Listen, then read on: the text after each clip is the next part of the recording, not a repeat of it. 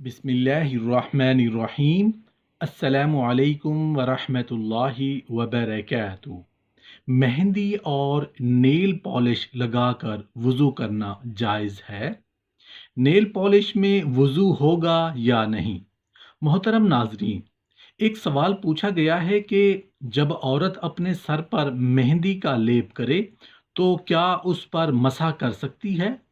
जवाब इसका ये है कि जब औरत अपने सर पर मेहंदी का लेप करे तो वो उस पर मसा कर सकती है और उसको सर के बाल खोलने और मेहंदी के नीचे से मसा करने की ज़रूरत नहीं, क्योंकि नबी करीम सल्लल्लाहु अलैहि वआलैहि वसल्लम से ये साबित है कि बिलाशुबा आप सल्लल्लाहु अलैहि वआलैहि वसल्लम ने अहराम की हालत में सर को लेप किया हुआ था।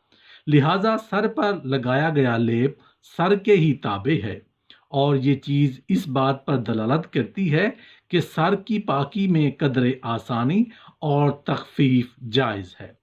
मोहतरम नाजरीन, एक सवाल पूछा गया है कि जिस औरत के हाथ पर मेहंदी लगी हो उसके वज़ू का क्या हुक्म है?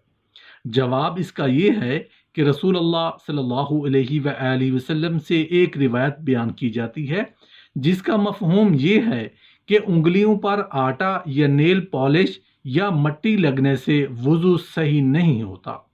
जबकि मैं देखती हूँ कि बाज़ औरतें अपने हाथों और पाँव में मेहंदी लगाए हुए और आटा लगे हाथों लिए हुए नमाज पढ़ती हैं। तो क्या ये जायज़ है? और जब ऐसी औरतों को मना किया जाता है तो वो कहती हैं ये चीज़ें पाक हैं, वज़ू को मुतासिर नहीं करती।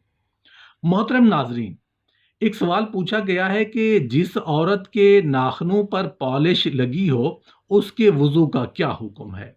जवाब इसका ये है कि बिलाशुबा नमाज पढ़ने वाली खातून के लिए नेल पॉलिश लगाना जायज़ नहीं, इसलिए कि ये वज़ू करते वक्त पानी को नाखन तक पहुंचने से रोकती है और हर वो चीज़ जो पानी पहुंचने से रोकती है वज़ू या गुस्ल करने वाले के लिए उसका इस्तेमाल जायज़ नहीं, क्योंकि अल्लाह ताला फरमाते हैं अपने मुंह और हाथ धो।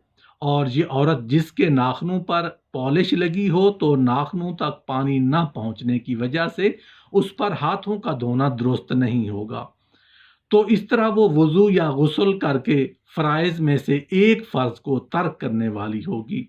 लेकिन वो औरत जो नमाज नहीं पढ़ सकती, जैसे हाइज़ा, तो उसके लिए नेल पॉलिश इस्तेमाल करने में कोई हर्ज नहीं। मगर वो फ़ेल जो काफिर औरतों की खसूसियात में से हो वो कुफ़ार की मुशाबहत की वजह से जायज़ नहीं। सच और हकीकत यही है कि उन अल्फाज में कोई रिवायत साबित नहीं। जहाँ तक मेहंदी की बात है तो उसका रंग हाथ और पाँव पर बाकी रहने से कोई असर नहीं पड़ता।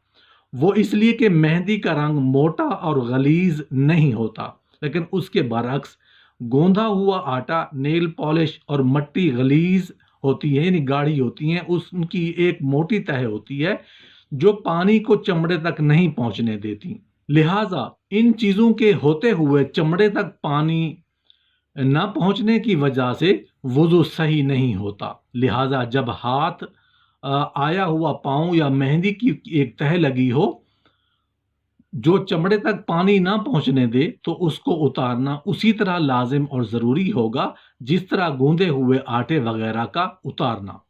एक सवाल पूछा गया है कि जब औरत अपने सर पर तेल लगाए और उस पर मसा करे तो क्या उसका वुज़ू सही है या नहीं?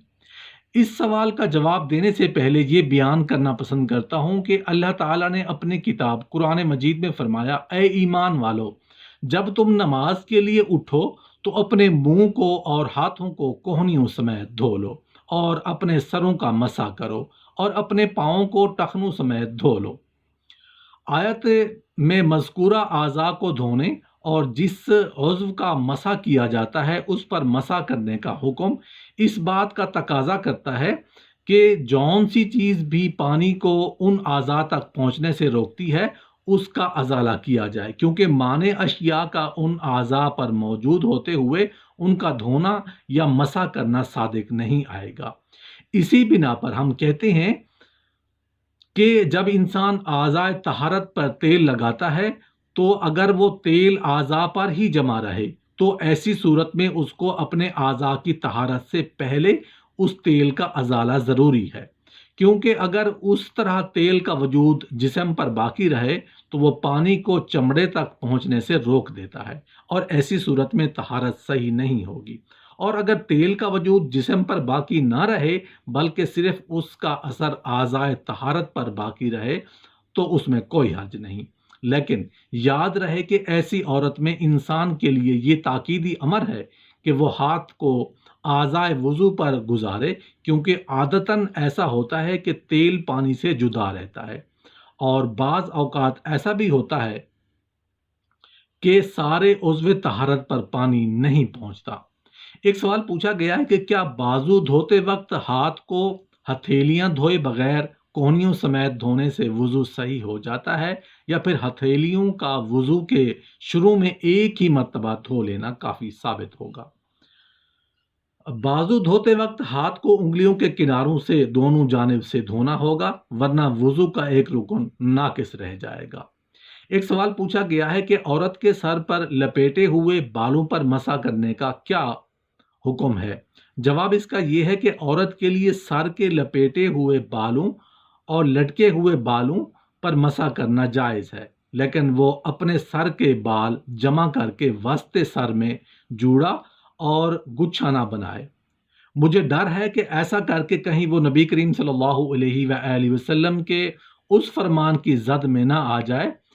جہنم میں جانے والی جماعتوں میں سے ایک جماعت ان عورتوں کی ہوگی جو لباس پہن کر بھی لباس کے باریک یا چست ہونے کی وجہ سے ننگی ہوتی ہیں۔ ان کے سر بختی اونٹوں کی مائل ہونے والی کوہانوں کی طرح ہوتے ہیں۔ ان کا جنت میں جانا تو درکنار، وہ جنت کی خوشبو تک نہیں پائیں گی، حالانکہ اس کی خوشبو اتنی مسافت یعنی دور دراز تک محسوس کی جائے گی۔ ایک سوال پوچھا گیا ہے کہ کیا عورت کے لیے اپنے دوپٹے پر مسح کرنا جائز ہے؟ امام احمد رحمۃ اللہ علیہ کے مشہور قول کے مطابق عورت کے لیے دوپٹے پر مسح کرنا جائز ہے، جبکہ وہ اس کی گردن کے نیچے سے لپیٹا گیا ہو، کیونکہ ایسا کرنا بعض صحابیات رضی اللہ عنہما سے ثابت ہے۔ بہرحال اگر دوپٹہ ہٹانے میں کوئی دقت ہو سردی کی وجہ سے یا اتارنے اور دوبارہ لپیٹنے کی وجہ سے، تو ایسی صورتحال میں مسح کرنے میں کوئی حرج نہیں، اور اگر ایسی کوئی دقت نہیں تو دوپٹے پر مسح نہ کرنا ہی اولیٰ اور بہتر ہے۔